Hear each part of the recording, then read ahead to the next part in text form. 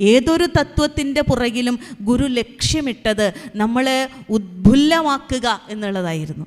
ഒരു താമരപ്പൂവിനെ പോലെയാണ്, ഒരു വിടർന്നു വരുന്ന താമരപ്പൂവിനെ പോലെയാണ് നമ്മുടെ ജീവിതവും ഗുരു ലക്ഷ്യമിട്ടത്. അതതിൻ്റെ പരിമള കാന്തിയോട് കൂടിയിട്ട് പ്രസരിക്കട്ടെ എന്ന് ഗുരു ആഗ്രഹിച്ചതിൻ്റെ ഫലമായിരുന്നു ശ്രീനാരായണ ഗുരുദേവൻ്റെ ഓരോ ചെയ്തികളും, ഗുരുവിൻ്റെ ഓരോ ലക്ഷ്യങ്ങളും. അവിടെയൊക്കെ പ്രാർത്ഥനയ്ക്ക് പുതിയൊരു മാനം കൊടുക്കാൻ ഗുരു മറന്നില്ല. ഏതേത് കാര്യങ്ങളെയാണ് പ്രാർത്ഥിക്കേണ്ടത്? കേവലമായിരിക്കുന്ന ഭൗതികമായിരിക്കുന്ന അഭിലാഷങ്ങളെ മാത്രം അല്ലെങ്കിൽ ആഗ്രഹങ്ങളെ ചോദിച്ചു വാങ്ങുന്നതാണ് പ്രാർത്ഥന എന്നതിൽ നിന്ന് ഗുരുവിൻ്റെ ശ്രദ്ധ എവിടെ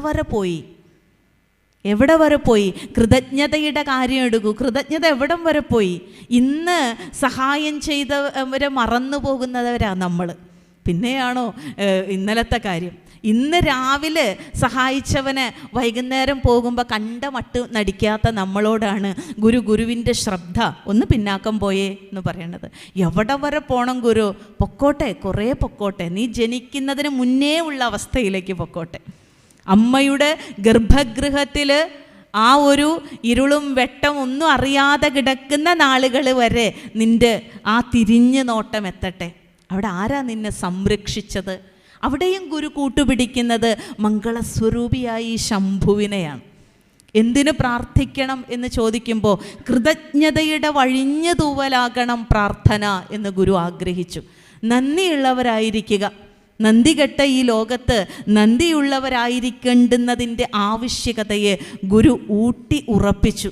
അതുകൊണ്ടാണ് പറഞ്ഞത്, ഒന്നും മറക്കരുത് കേട്ടോ, എല്ലാതും ഓർമ്മയിലുണ്ടാകണം. ഗർഭത്തിൽ വെച്ച് ഭഗവാൻ അടിയൻ്റെ പിണ്ടം എപ്പേരും മൺപൊടു വളർത്ത കൃപാലുവല്ലി. നീ എന്തൊരു കൃപാലുവാണ്, നീ എന്തൊരു കരുണാമയനാണ്. നീ കൃപാലുവായതുകൊണ്ടാണല്ലോ പാലാഴി മഥന സമയത്ത് ഓരോരോ നല്ല സാധനങ്ങളൊക്കെ കിട്ടിയപ്പോൾ ദേവന്മാരെല്ലാവരും അടിച്ചുകൊണ്ട് പോയപ്പോൾ ലോകത്തെ തന്നെ ഇല്ലാണ്ടാക്കി കളയുന്ന കാളകൂട വിഷം പൊന്തി വന്നപ്പോൾ അതാർക്കും വേണ്ട. ബാക്കി എല്ലാവരും എടുത്തുകൊണ്ട് പോയി. എല്ലാവർക്കും വേണമായിരുന്നു, ഇടിയായിരുന്നു. ഈ വിഷം പൊന്തി വന്നപ്പോൾ ആർക്കും വേണ്ടായിരുന്നു. ആ വിഷം ലോക നന്മയ്ക്ക് വേണ്ടി, ലോക സംഗ്രഹത്തിന് വേണ്ടിയിട്ട് അതിനെ അമൃത് പോലെ കുടിച്ചവനാണ് നീ. പക്ഷേ നിൻ്റെ മഹാത്യാഗത്തിന് നിനക്കൊരു പേര് വീണു, നീലകണ്ഠൻ. നിൻ്റെ കണ്ഠം അതിലൂടെ തന്നെ സുന്ദരമായി. നീ ചെയ്യുന്ന വലിയ വിഷം കുടിച്ചപ്പോഴും നീ സുന്ദരനായി തീർന്നു എന്നുള്ളതാണ്. ആ മഹാത്യാഗത്തിൻ്റെ സ്മരണയിലാണ് ഇന്ന് നമ്മൾ ശിവരാത്രി വ്രതം ആചരിച്ച് ആഘോഷിക്കുന്നത്. എത്ര വലിയ ത്യാഗമാണ് നീ ചെയ്തത്. ഒരാളെയോ രണ്ടാളെയോ അല്ല നീ രക്ഷപ്പെടുത്തിയത്, പ്രപഞ്ചത്തെ ആകവേ, ലോകത്തെ ആകവേ രക്ഷപ്പെടുത്തുന്ന മഹാത്യാഗത്തിൻ്റെ ഉടമയാണ് നീ. അതുകൊണ്ടാണ് ഗുരു പറയുന്നത്, അനന്തമായ സമുദ്രത്തിലേക്ക് നോക്കുമ്പോൾ പോലും ആ സമുദ്രത്തിന് പോലും ഒരു വരമ്പുണ്ട്.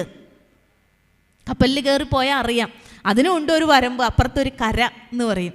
ആ സമുദ്രത്തിന് പോലും അതിരുണ്ട്, പക്ഷെ നിൻ്റെ കാരുണ്യത്തിന് അതിരില്ല. സീമ നിനക്ക് നഹി എന്ന് പറയുന്നത് അതുകൊണ്ടാണ്. ഈശ്വര കാരുണ്യത്തിന് ഒട്ടും തന്നെ എന്തില്ല, അതിരില്ല. ആ അതിരില്ലാത്ത ഈശ്വര മഹിമാവിലൂടെ അനന്തമായിരിക്കുന്ന ജീവിതത്തെ യുക്തിഭദ്രമാക്കുകയും ഭക്തിസാന്ദ്രമാക്കുകയും വേണം. യുക്തി മാത്രമല്ല ഗുരു പറഞ്ഞത്, നമ്മുടെ ഭക്തിയിൽ യുക്തി ഉണ്ടാവണം. കണ്ണടച്ചുള്ള ഭക്തിയെ ഗുരു പ്രോത്സാഹിപ്പിച്ചില്ല. കണ്ണ് തുറന്ന് തന്നെ ഭക്തിയിലേക്ക് പോകൂ എന്നാണ് പറഞ്ഞത്. കണ്ണ് തുറന്ന ഭക്തി മതി, അന്ധമായ ഭക്തി വേണ്ട. അതുകൊണ്ടാണ് ഗുരു ഭക്തിക്ക് നിർവചനം കൊടുത്തപ്പോഴും ഭക്തിരാത്മാനുസന്ധാനം എന്ന് പാടിയത്. അവിടെ നമ്മൾ കേട്ട് പരിചയിച്ച ഭക്തിയൊക്കെ പടിക്ക് പുറത്തായി. എന്താണ് യഥാർത്ഥ ഭക്തി? ആരാണോ അവൻ്റെ ശുദ്ധബോധത്തെ അനുസന്ധാനം ചെയ്യുന്നത്, ആരാണോ അവൻ്റെ ആത്മാവിലേക്ക് തിരിഞ്ഞ് ആത്മാവിൽ പ്രതിഷ്ഠിതമാകാൻ തുടങ്ങുന്നത്, അവൻ്റെ ഭാവമാണ് ഭക്തി എന്ന് ഗുരു അതുകൊണ്ട് പറഞ്ഞത്. അതുകൊണ്ട് ആധ്യാത്മികമായിരിക്കുന്ന അന്വേഷണത്തിൻ്റെ ഒരു ആരംഭത്തിന്, ആത്മീയമായിരിക്കുന്ന ഒരു ജീവിതത്തിൻ്റെ തുടക്കത്തിന് അരുവിപ്പുറം പ്രതിഷ്ഠ ഒരു കാരണമായി എന്ന് നമുക്ക് പറയാം. ആ പ്രതിഷ്ഠയുടെ, ആ തത്വത്തിൻ്റെ ചുവട് പിടിച്ചാണ് ഇന്നും നമ്മൾ സഞ്ചരിക്കുന്നത് ലക്ഷ്യത്തിലെത്താൻ.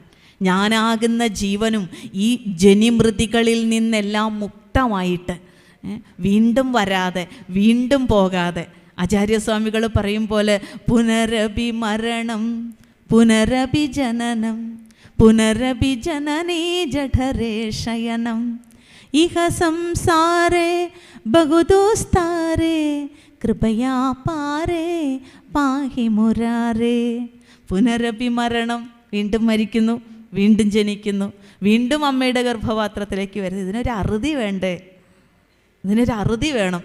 ആ അറുതിക്ക് വേണ്ടിയിട്ടാണ് ഇത്തരത്തിലുള്ള അധ്യാത്മ സാധന ഗുരു തുടക്കമിട്ട് തന്നത്. നിനക്കും അങ്ങനെ ആയിത്തീരാൻ കഴിയും, നിനക്കും തൃപ്പാദങ്ങളെപ്പോലെ ആകാൻ കഴിയും, നിനക്കും ഈശ്വരനിൽ വിലയം പ്രാപിക്കാൻ കഴിയും, നിനക്കും പരബ്രഹ്മത്തിൻ്റെ സായുജ്യം അനുഭവിക്കാൻ കഴിയും.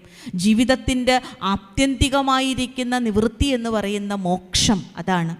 ഗുരു നിത്യചൈതന്യതിയോട് ഒരു കുട്ടി ചോദിച്ചു, എന്താ മോക്ഷം എന്ന് ചോദിച്ചപ്പോൾ ഗുരു പറഞ്ഞു, അങ്ങനെ കൊച്ചുകുട്ടിക്ക് പോലും മനസ്സിലാകുന്ന ഒരു ഭാഷയിലൂടെ പറഞ്ഞു കൊടുക്കുക.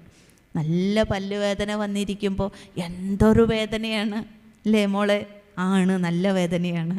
പിറ്റേ ദിവസം നമ്മൾ പല്ല് ഡോക്ടറെ കണ്ട് മരുന്ന് കഴിച്ച് ഇഞ്ചക്ഷനൊക്കെ കുത്തിവെച്ച് കഴിയുമ്പോഴോ വേദന പോയി. അപ്പോൾ വേദനയിൽ നിന്നുള്ള മോക്ഷമായി. പല്ലുവേദന വന്നു, വേദനയിൽ നിന്ന് മോചനം കിട്ടി, അതാണ് മോക്ഷം. ഇത് എല്ലാ കാര്യങ്ങളിലും കൊച്ചു കൊച്ചു വേദനകൾ വരുന്നു, ആ വേദനകളിൽ നിന്നൊക്കെ മുക്തമാകുമ്പോൾ അതും മോക്ഷമാണ്. അതൊക്കെ പറഞ്ഞിട്ട് ജീവിതത്തിന് ആത്യന്തികമായ ഒരു ദുഃഖമുണ്ട്.